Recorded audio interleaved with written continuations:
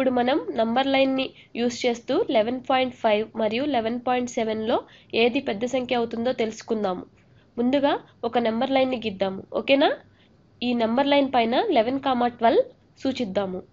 ఎందుకంటే మనకు కావాల్సిన నంబర్స్ వీటి మధ్యలోనే ఉన్నవి.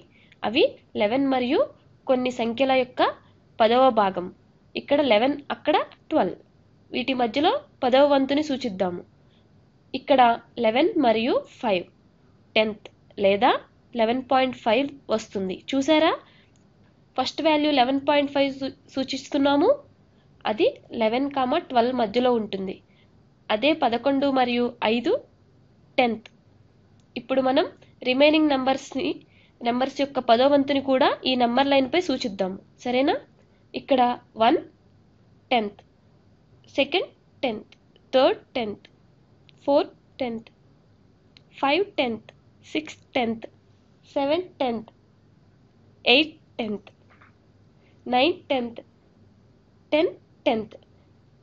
ఇది 12 మీద వస్తుంది. ఈ నంబర్ లైన్ వీలైనంత వరకు మంచిగా గీయడానికి ప్రయత్నిస్తున్నాను. ఇప్పుడు 11.7 ఎక్కడ వస్తుందో చెప్పండి. ఇది 11.5, ఇది 11.6, ఇది 11.7. అంటే 11 మరియు 7 10th.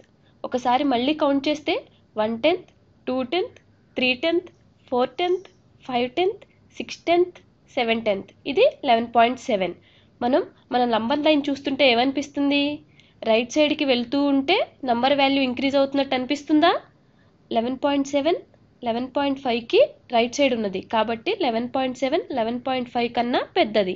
ఈ విషయం తెలుసుకోవడానికి మనకి నంబర్ లైనే అవసరం లేదు, చూస్తే అర్థమవుతుంది. ఇవి రెండు 11 సంఖ్యకు సంబంధించినవి. ఇవి 11 మరియు 5 10th మరియు 11 మరియు 7 10th. కాబట్టి ఇదే పెద్ద సంఖ్య.